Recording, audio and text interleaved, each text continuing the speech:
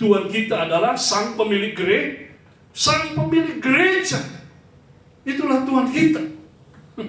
Nah sekarang, Bapak Ibu Saudaraku, bisa?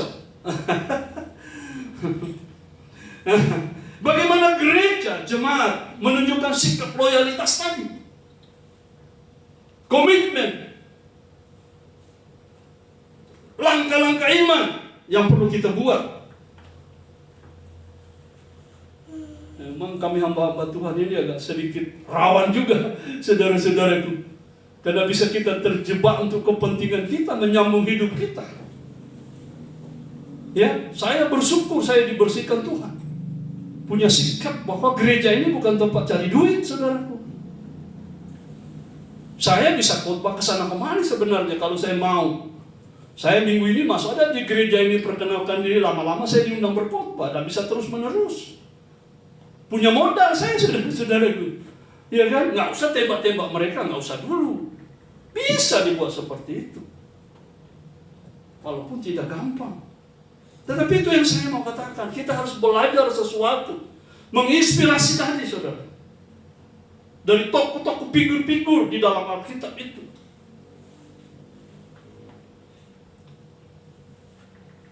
Punya langkah iman.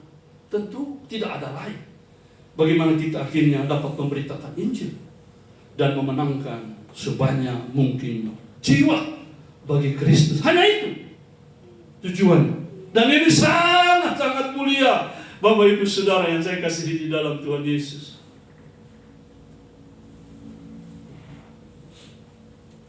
Sekali lagi Bapak Ibu Saudaraku, jangan kita berhenti, ya kan, dengan metode yang satu. Perlu metode yang lain, perlu lagi itu pola yang lain, perlu pendekatan yang lain. Ada banyak sekali yang bisa kita perbuat.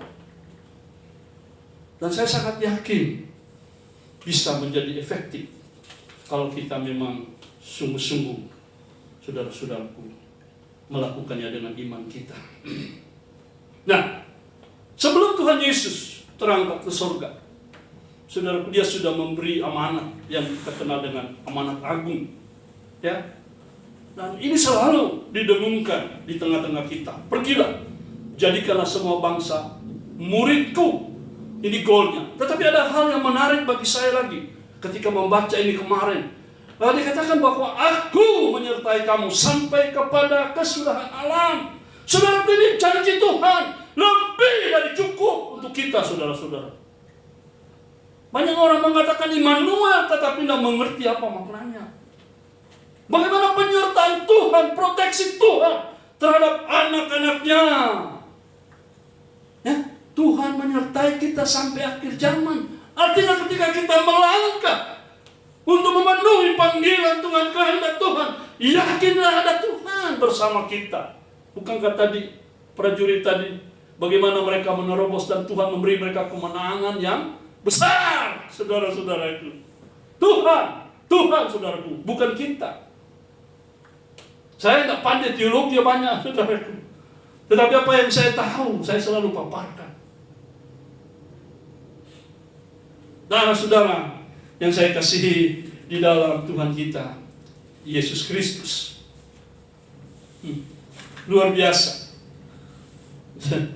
Sekarang bagaimana tentu komitmen kita sebagai orang percaya, ya kan? Itu yang tentu dibutuhkan. Yang kedua, ada apa-apa panjang-panjang sedikit, saudara. Ada makan Pak Yohanes tuh? Ada katanya. Tapi kerja bakti batal kok? Oh, batal.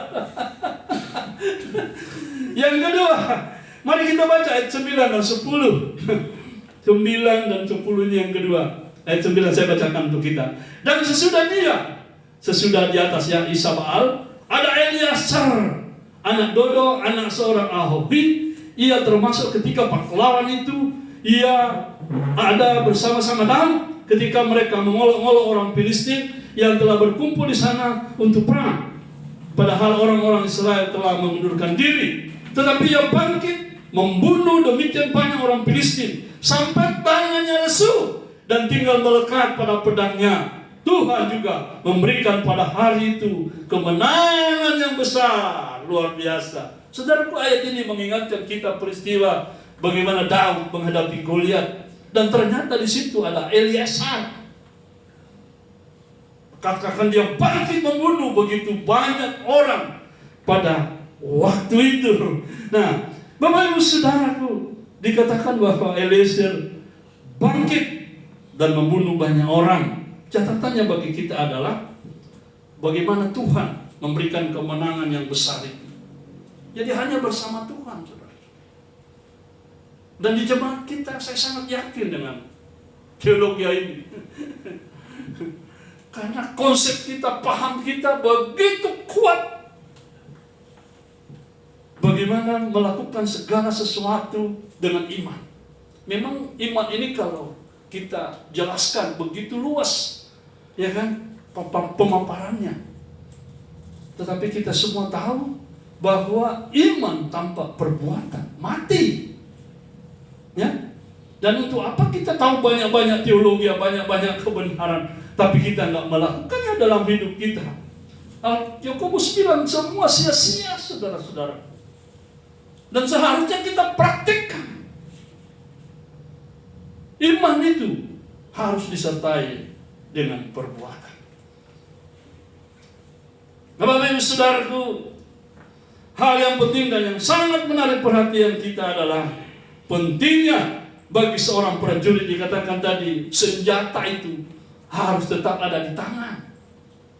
Saudara baca tadi, dengar tadi ayat 10, ya kan? Tetapi yang bangkit dan membunuh demikian banyak orang Filistin sampai tangannya lesu dan tinggal melekat pada pedangnya. Saudaraku, orang prajurit kalau kehilangan senjata, ini bencana besar. Sedang dalam peperangan, kehilangan senjata, ketinggalan mungkin di rumah, ini bencana besar, ancaman besar. Ini bisa kematian, saudara-saudara. Betapa pentingnya senjata itu tetap ada di tangan kita. Efesus pasal yang ke-6, saudara ingat bagaimana peperangan rohani yang dihadapi oleh gereja, oleh orang percaya. Kita tidak melawan darah dan daging, kata Alkitab. Ya, saudara-saudara, dan senjata kita adalah pedang roh, yaitu apa? Firman Allah. Tentu dengan pengertian, ya, bukan tanpa pengertian. Harus dengan pengertian. Karena di dalamnya pasti ada kehendak-kehendak Tuhan yang luar biasa, yang akan memotivasi kita, yang mendorong kita sedemikian rupa hingga kita melangkah dengan iman, berbuat sesuatu yang kita tahu pasti menyenangkan hati Tuhan. Saudara-saudara yang saya kasihi di dalam Tuhan kita Yesus Kristus, dalam peperangan rohani, saya ikut waktu di Gerape itu yang disebut dengan teologi satanologi, ilmu tentang setan. Perlu dipelajari, saudara, karena setiap wilayah itu memiliki teori-teori tersendiri. Wilayah Manado ini berbeda dengan Siau sana, roknya. Sulawesi Utara berbeda dengan Kalimantan Barat, roknya berbeda. Kadang-kadang ilmu setan yang ada di Manado ini tidak laku di Kalimantan Barat, saudara. Karena sudah bukan wilayahnya lagi. Dan oleh sebab itu dalam penginjilan, sebagai orang percaya, sebagai hamba Tuhan, kita memang dibutuhkan kecerdikan membaca wilayah. Roh apa sebenarnya yang dominan ada di wilayah itu, yang sedang kita hadapi. Ini nggak bisa dianggap sepele, Bapak Ibu Saudara.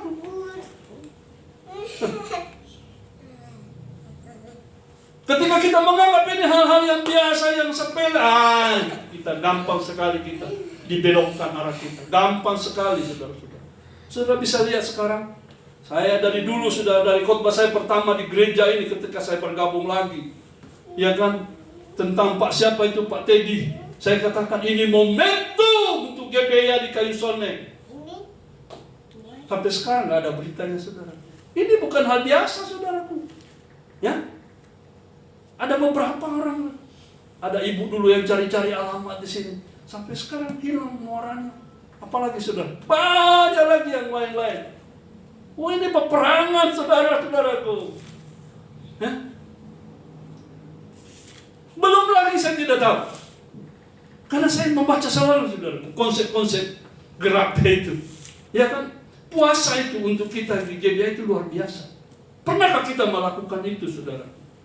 Memang dari niat dari diri kita sendiri. Karena ada hal yang kita anggap penting, lebih penting dari makan minum itu, yaitu memenangkan jiwa. Pernahkah kita melakukannya dengan iman kita?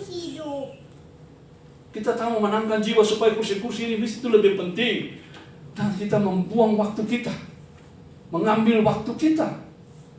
Ya kan? Karena diajarkan di lingkungan kelompok kita itu, puasa itu nggak perlu kita umumkan, nggak perlu kita heboh-heboh.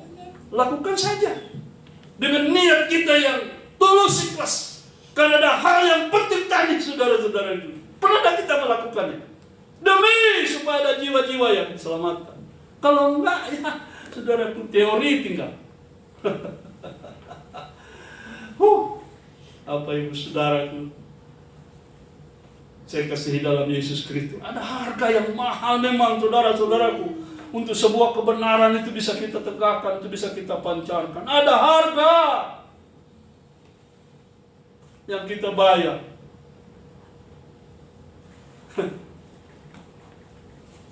Saya minta maaf, memang saya orangnya kritis, saudaraku. Satu kali aku telepon Pak Darmawan. Nanti cerita dia kalau dia datang. Atau kasih dengar dia khotbah ini. Bagaimana tahunnya Pak Dar? Aduh, sudah susah Pak. Saya sudah. Wah, susah. Ya kan? Itu jawabannya, saudara.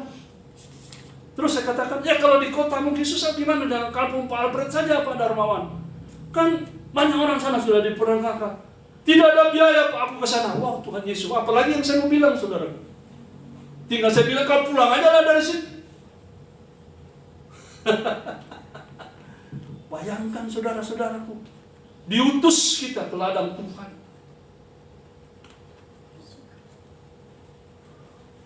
Saya kalau ada yang membiayai keluarga saya, mau aku bantu Pak Darmawan di tahun itu dulu, kasih bangkit dia dulu. Menginjili dulu 2, 3 keluarga, 4 keluarga. Ada banyak keluarga saya di tahun itu, Bapak Ibu Saudara. Karena mama saya orang pulau. Memang dibutuhkan orang-orang daerah. Pak Hamblek harusnya banyak menolong dia, saudara. Karena itu kampung Pak Hamblek. Dan itu bisa diuji dulu. Laku nggak di kampung, saudara? Saya jujur, boleh ikut saya, saudara. Saya bilang Pak Audi. Pak Audi boleh nggak tutup usahamu? 3 hari kita buat KKR di Siau. Bapak nanti bisa lihat hasilnya yang saya buat. Itu kampung saya. Jadi bukan hanya ngomong kita, saudara. Cuma Pak Audi bilang, aduh Pak, gimana ya? Karena saya perlu ke sana. Ada tim. Saya pernah buat KKR 4 malam Siau dengan kesederhanaan. Malam terakhir yang pernah saya saksikan, ada seorang jemaat maju ke depan dari pendeta. Ada 5 gereja gabung Pentekosta. Satu jemaat itu bertanya kepada gembala-gembalanya, Pak Gembala, Pak Serpius sudah 4 malam mengajar kita. Bagaimana tentang pengajaran Pak Serpius? Benar atau salah? Tolong dijawab. Maju satu gembala ke depan mimbar, saudara. Ramai orang. 2 jempol dia begini. Di hadapan Tuhan. Pengajaran Pak Serpius dia bilang luar biasa. Tapi kalau kita ikut pengajaran Pak Serpius, saya yang dulu dipecat oleh majelis daerah.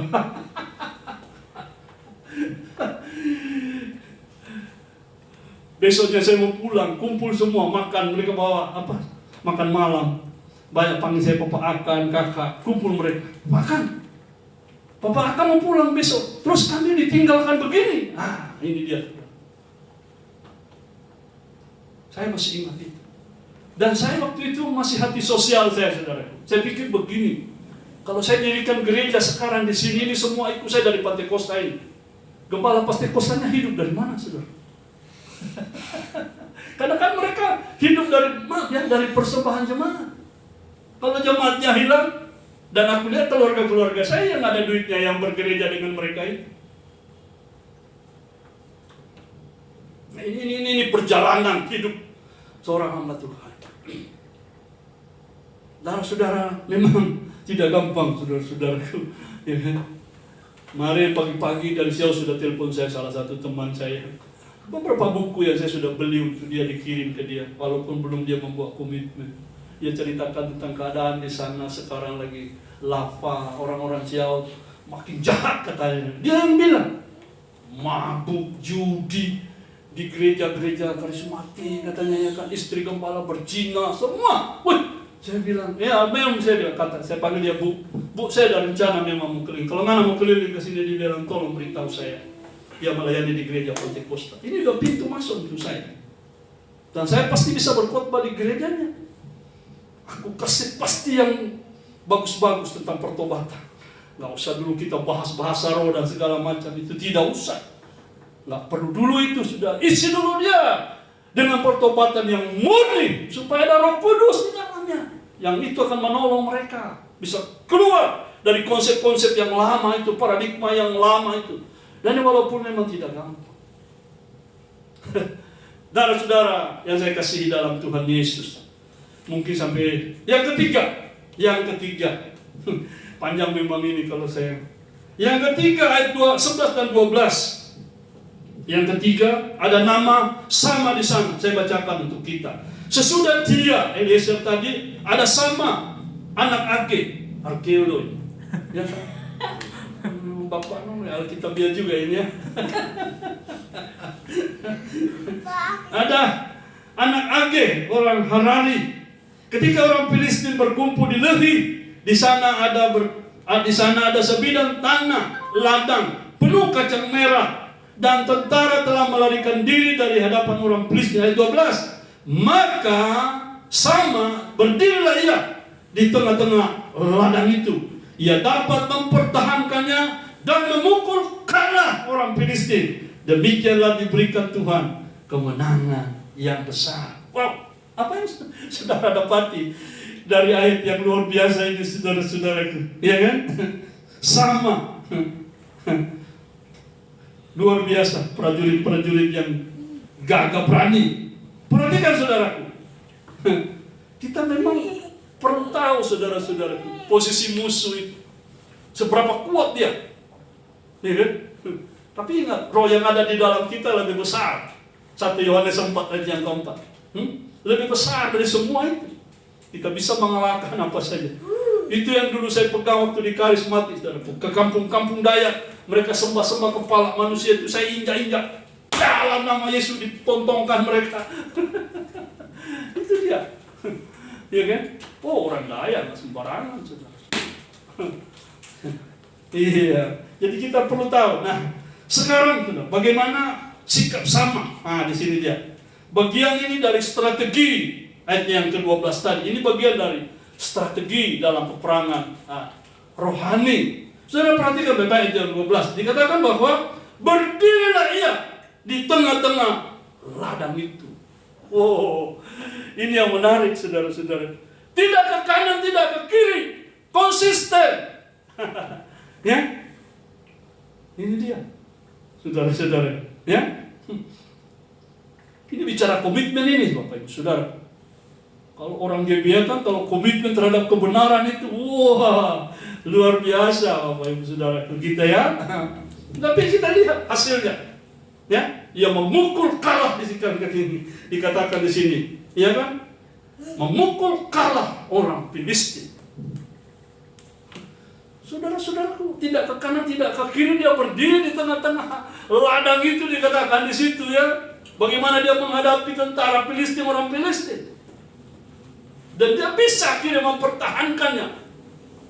Wah, ini menarik sekali saudara-saudaraku. Iya kan? Sendirian. Sendirian Bapak Ibu Saudaraku. Ini sangat-sangat luar biasa.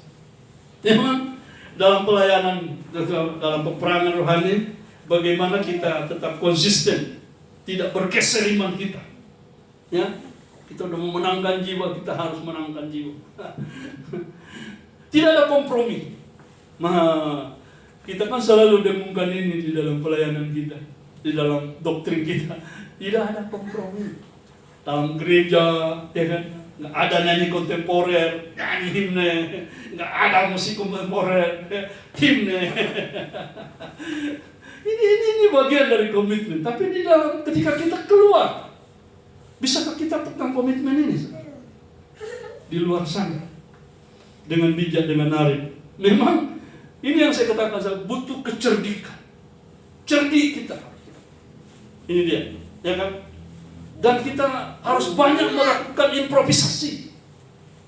Pak Yohanes Senai kata-kata ini kata-kata dosen. Berimprovisasi. Wow, ini menarik sekali Bapak Ibu Saudara, ya. Menarik dan menarik. Sehingga saudara-saudaraku menghasilkan apa yang maksimal kita harapkan. Ini khotbah penginjilan ini Bapak Ibu Saudara. Makanya saya suka lapangan. Suka di lapangan saya. Ya kan? Nah, Bapak Ibu Saudaraku yang saya kasih dalam Tuhan kita Yesus Kristus. Ayat yang ke-12 dikatakan tadi sudah kita baca. Sama berdiri di tengah-tengah ladang itu. Tidak ke kiri, tidak ke kanan. Tapi lihatlah kemenangan yang dari Tuhan. Sekali lagi, konsisten, tidak kompromi, ya.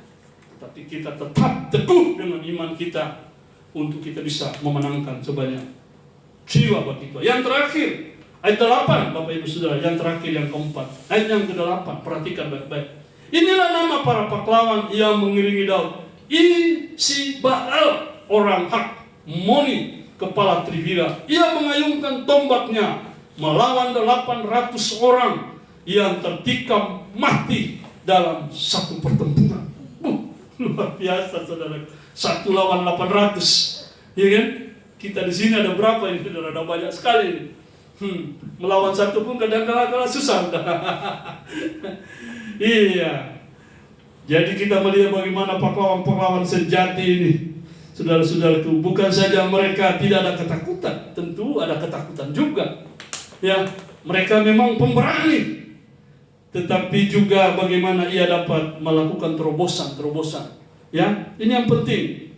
Dicatat di sini Isiba'al, pahlawan pemberani melawan 800 orang dalam satu pertempuran dan mati semuanya. Oh, saudara, kerinduan kita memang, saya punya kerinduan cepat lahir tunas dari Dikiau Sonen. Jangan kita cemburu, saudara-saudara. Lakukan aja sebanyak-banyaknya. Kalau pemain dari tunas di sana bisa memenangkan banyak orang, walaupun dari 2 dia lain, nggak apa-apa. Dukung. Kalau perlu biayai, saudara-saudaraku. Itu yang mulia. Asal untuk apa? Untuk jiwa supaya dimenangkan. Kalau dikumpul di sini terlalu sulit, buka aja di sana. Kenapa? Buka di sana lagi, saudara. Seharusnya dengan usia kita sudah harus memiliki tunas.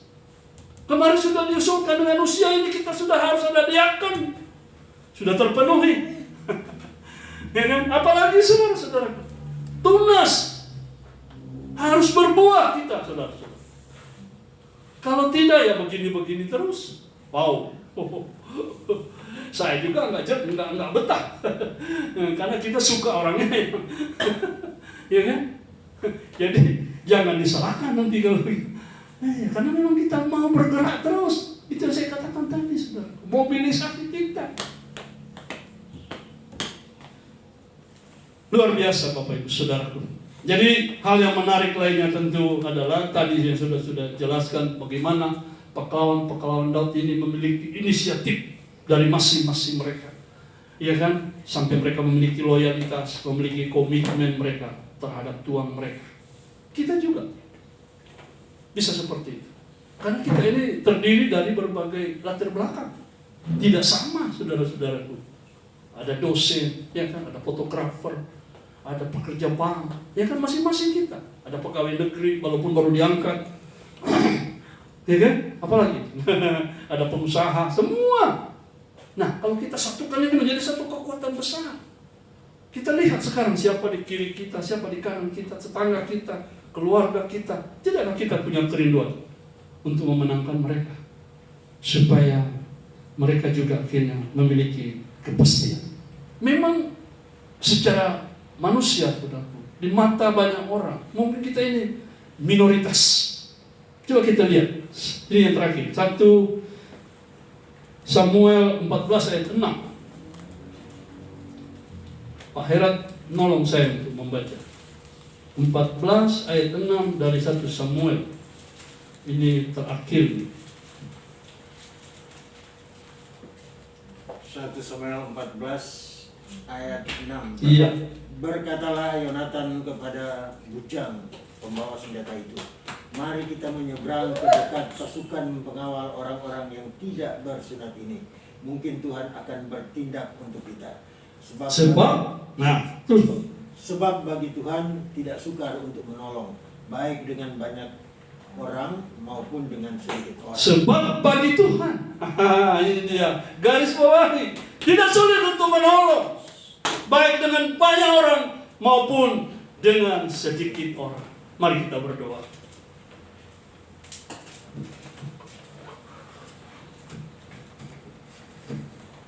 Tundukkan kepala kita dengan segenap hati kita merespon apa yang sudah dapat dipaparkan untuk kita hari ini. Doaku ini bisa menggelorakan kita semua. Doaku untuk jemaat ini bisa bangkit dan kita bisa bergerak maju memenangkan jiwa-jiwa bagi Tuhan. Siapapun kita, sebagai orang percaya, Paulus berkata, aku berhutang, tentu bukan hutang duit, tetapi hutang jiwa kepada banyak orang. Mari terus hayati, renungkan baik-baik. Karena pada saat kita semua mengamini bahwa kita telah diselamatkan, ingat baik-baik bahwa Anda dan saya masuk dalam barisan menjadi prajurit Tuhan, menjadi murid Tuhan, untuk dipakai menjadi saksinya, menjadi alatnya yang efektif di dunia ini selagi kita masih hidup untuk memenangkan jiwa bagi Tuhan. Bapa di sorga, kami bangga memiliki Tuhan yang luar biasa mengaruniakan berkat-berkat-Nya yang menjadi kekuatan buat kami, menginspirasi kami. Ada orang-orang yang sungguh-sungguh menjalani hidup dengan iman, dicatat dalam Alkitab, menginspirasi kami sedemikian rupa. Tolonglah kiranya ya Tuhan, kami yang lemah ini, kami yang sedikit ini, kan kami meyakini di dalam Tuhan, baik dengan jumlah banyak maupun dengan jumlah sedikit, tidak ada yang mustahil. Kami yakin Tuhan dapat memakai kami semua menjadi alat-Mu yang efektif. Berkati kiranya kami ya Tuhan, baik jemaat yang tidak bisa hadir, yang tidak bisa mendengar, Tuhan kiranya menolong kami semua, bergerak bersama-sama, bergandengan tangan, sehingga kami boleh melihat hal-hal yang positif, apa yang menjadi kehendak Tuhan bagi kami. Terpuji nama-Mu Bapa, berkati kiranya kami. Dalam nama Tuhan Yesus kami berdoa. Amin. Saya kembalikan kepada